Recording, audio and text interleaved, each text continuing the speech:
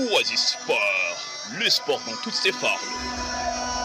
Salut auditeurs passionnés des sports, vous venez de les constater. On parle des actualités sportives. On commence spécialement ici à Ville de Béni, où la deuxième journée du championnat de la tente urbaine de football de Béni pour la saison 2024-2025 a débuté ce vendredi avec des rencontres passionnantes. Après son match nul lors de la première journée, l'OCC David a affronté les FC Renaissance à partir de 13h30 minutes.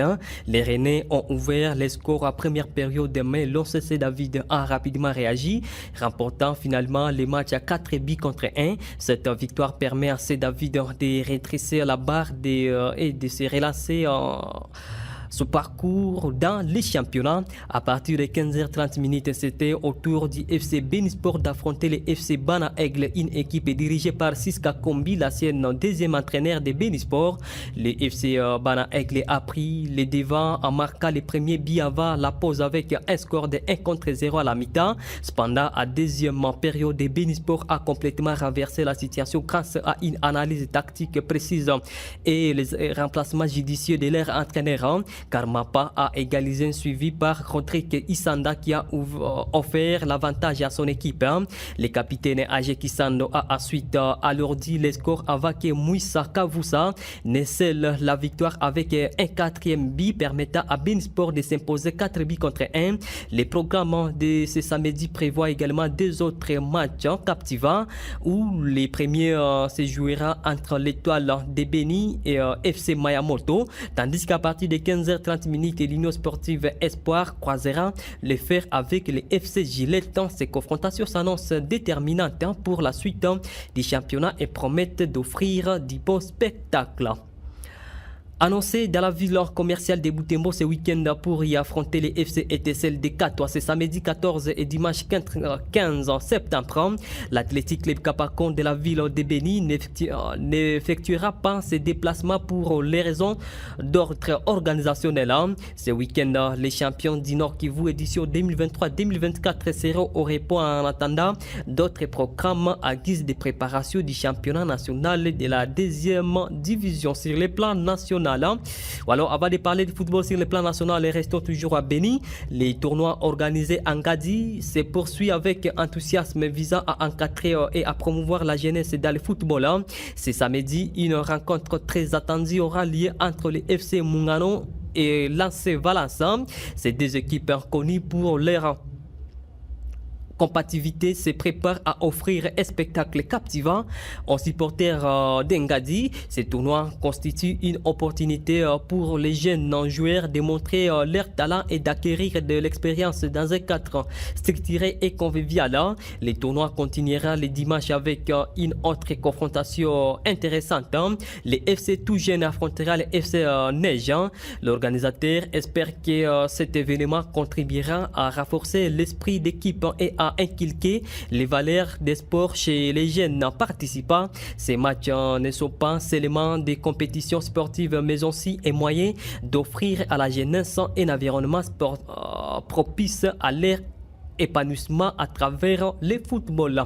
Sur le plan national, maintenant, la Fédération congolaise de football association s'est projetée dans le futur. Dans une correspondance adressée au club engagé à l'INAFoot Ligue 1 et Ligue 2 pour la saison 2024-2025, l'instance fêtière du football au pays a ouvert un plan de ce programme et de la refondation du championnat national. Si cette saison, la fédération a exclu toute relégation, elle a envisagé la montée des 6 clubs. Avec un total de 26 ans, la fédération compte mettre à place un autre championnat national avec moins de clubs.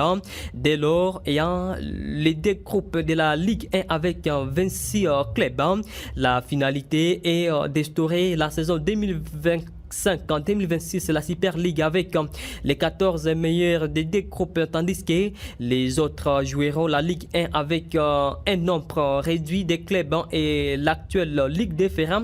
L'objet des réformes dont l'étude sera essentiellement convoquée avec vous, lit-on dans une correspondance. Si ça se trouve, la Super League se jouera sous forme de championnat. Les 14 clubs vont s'affronter en aller et retour sur une saison dans la phase des play-offs. play-off. Une révolution, même pas une nouveauté. Entre 2012 et 2017, les championnats national s'est joué à une poule unique avec 14 clubs. L'idée a été abandonnée à partir de 2017 pour passer à un championnat à 3 zones, puis avec une phase de play-off.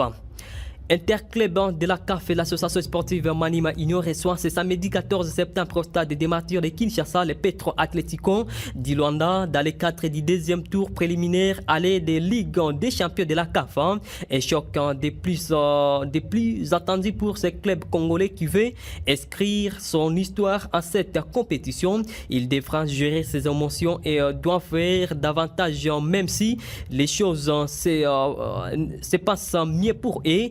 Présent lors de la conférence de presse juste avant le choc, Papi Kimoto a fait savoir que lui et son équipe ne se préparent pas comme des victimes devant les Angolais qui sont favoris pour cette rencontre. Ils veulent prendre une belle option avant les matchs retour. Dans l'autre rencontre, à conférence de presse d'avant-match face à Red Arrows de la Zambie à deuxième tour aller de la Ligue des champions africains 2024-2025, la mine Ndiaye, l'entraîneur du tout-puissant Mazembe de la République démocratique du Congo, se rassure et respecte son adversaire qui n'est pas le moindre. Les franco-sénégalais qui n'a aucun joueur en pied dans son effectif en cette saison comme d'habitude, mais compte sur les potentiels qui actuellement est avec la majorité des joueurs avec qui ils avaient atteint la demi-finale de la Ligue des champions africaines la saison précédente de la CAF. A précisé que la rencontre entre Red Arrows contre les tout-puissants Mazembe est prévue ce samedi 14 septembre à partir de 15h de Lubumbashi au stade Lévi Mwassa de Ndola.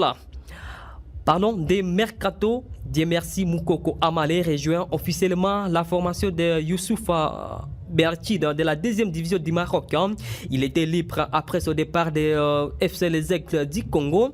C'est une bonne nouvelle pour l'arrière droit congolais qui retourne au Maroc dans un environnement qu'il connaît assez bien. Il a passé 3 saisons en sein de l'équipe de Difa El Jadida qui a connu la relégation depuis la deuxième division. C'est très bien pour l'ancien joueur du Daring Club Motema Pembe de Kinshasa qui a perdu sa place en sein de la sélection nationale de la République démocratique du Congo. Et en Europe, pour terminer, les Real de Madrid ne veulent pas prendre des risques avec des joueurs bien qu'ils aient repris l'entraînement de Bellingham et Aurier Tchouameni était absent de la séance de ce vendredi et ne feront donc pas partie du groupe qui affrontera la Real Sociedad de ce samedi.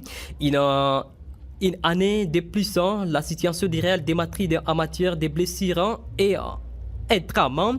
Quand Carlo Ancelotti semble récupérer un joueur, il en perd un autre.